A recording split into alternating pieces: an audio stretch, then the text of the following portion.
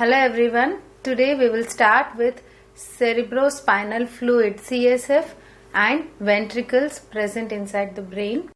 CSF is a colorless body fluid which is derived from the blood plasma. So it is a colorless watery fluid and it is secreted by choroid plexus of ventricles. So here is the picture representing the ventricles inside the brain which are filled with the CSF. So this CSF provides mechanical support to the CNS and transports biochemical compounds like neuromodulators. So the brain is one of the heavy organ, so we won't feel the weight of the brain because it is surrounded by the CSF which provides buoyancy to the brain. Choroid plexus made of vascular fringes means the capillaries in its core, and they are lined externally by cuboidal epithelial cells and covered by a double layered fold of pia mater. The epithelial layer is continuous with the ependymal lining of the ventricles. So what we are seeing are the ventricles which are lined by the ependymal cells. So the epithelial cells of the choroid plexus are joined by the tight junctions which acts as blood-brain barrier. So here is the next picture showing the subarachnoid space containing the CSF. And the dural venous sinus which is shown here is superior sagittal sinus. And we can see arachnoid villi and granulations projecting into the sagittal sinus.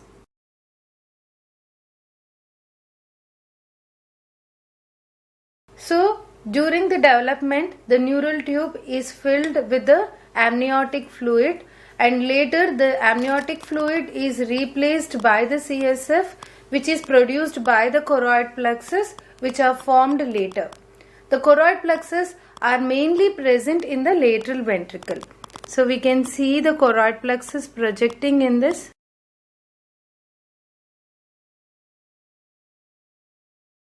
Which are mainly present in the inferior horn of lateral ventricle, and partly they project into the third ventricle and fourth ventricle. CSF is absorbed by arachnoid villi which are the granulations projecting into the sagittal sinus here, which is a dural venous sinus. So these granulations are more concentrated in the superior sagittal sinus.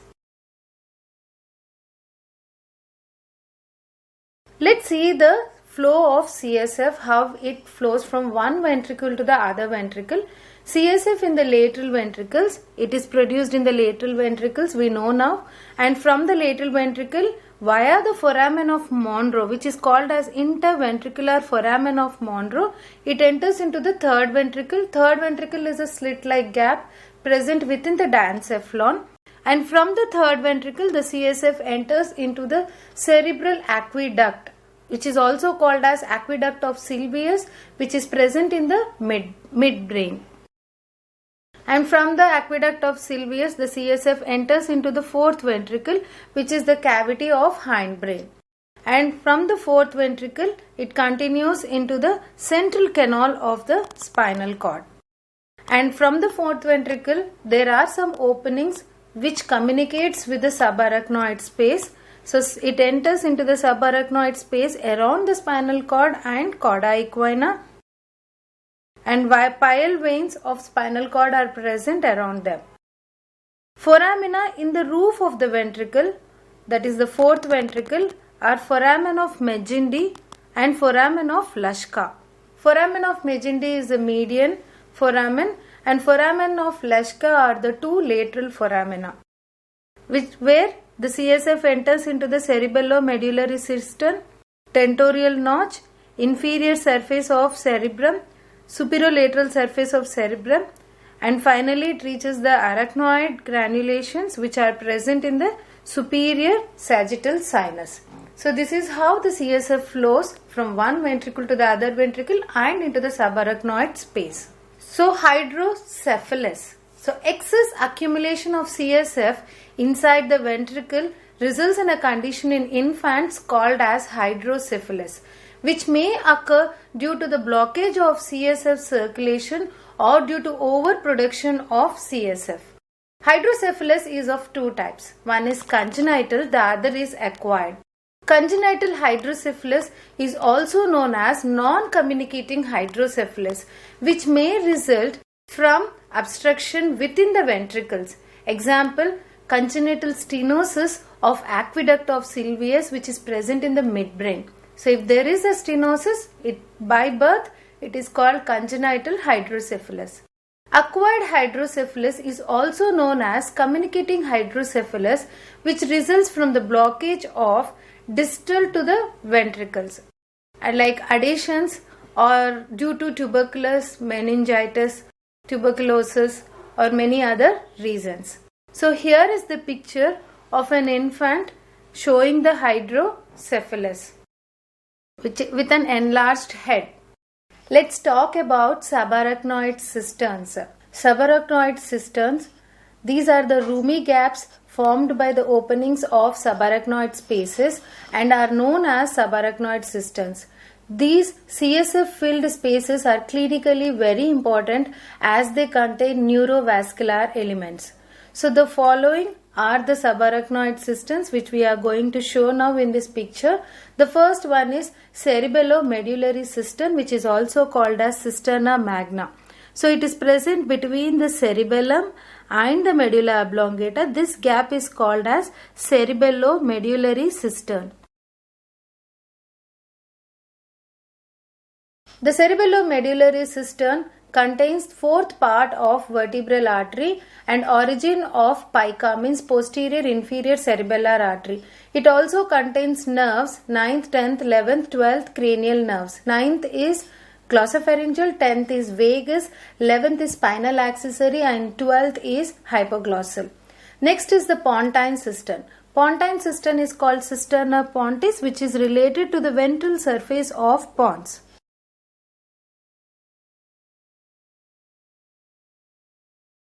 This is pontine cistern. Pontine cistern contains basilar artery along with its branches, origin of superior cerebellar artery and anterior inferior cerebellar artery, and 6th cranial nerve, which is the abducent nerve. Next is the interpeduncular cistern or basal cistern, which is situated in the base of the brain, which is well appreciated in the base of the brain. Here it is. This is interpeduncular cistern. Interpeduncular cistern contains circle of Willis, which is also called as circulus arteriosus, basal vein, optic chiasma and 3rd cranial nerve, that is the oculomotor nerve. Next is the cistern of lateral sulcus, which is called as Sylvian cistern, which is present along the inferior surface of brain, is the Sylvian cistern. Sylvian cistern contains middle cerebral artery and middle cerebral vein, and it also contains fronto-orbital veins. And next is about the cerebellopontine angle, means the angle between the cerebellum and the pons, which is well appreciated on the lateral aspect on each side of the pons. So it is present along the lateral angle between the cerebellum and the pons. So here is the pons and here is the cerebellum. The angle between them is the cerebellopontine cistern. Cerebellopontine cistern contains anterior inferior cerebellar artery, 7th, 8th cranial nerves. 7th is the facial nerve, 8th is the vestibulocochlear nerve. Next is the cistern of great cerebral vein of Galen or cistern ambiens, or it is also called superior cistern. It is located on the dorsal side of the midbrain, that is the interval between the splenium of corpus callosum and superior surface of cerebellum. So this is the splenium of corpus callosum, here is the superior surface of cerebellum, and this is midbrain. So this is called as superior cistern. So it is called as superior cistern, which is also called as cisterna ambiens. and it contains great cerebral vein. As the name suggests, it contains great cerebral vein of Galen, posterior cerebral arteries and superior cerebellar arteries. And it also contains fourth cranial nerve, that is the trochlear nerve. Next is the cistern of lamina terminalis. It is situated superior to the third ventricle and it contains blood vessels. So third ventricle is here. So above the third ventricle it is present in front. So here it is. This is lamina terminalis. So just up in front of the lamina terminalis. So it is called cistern of lamina terminalis. And it contains blood vessels, anterior cerebral artery, anterior communicating artery, Hubner's artery which is supplying the internal capsule, and hypothalamic artery. So this is about lamina cistern.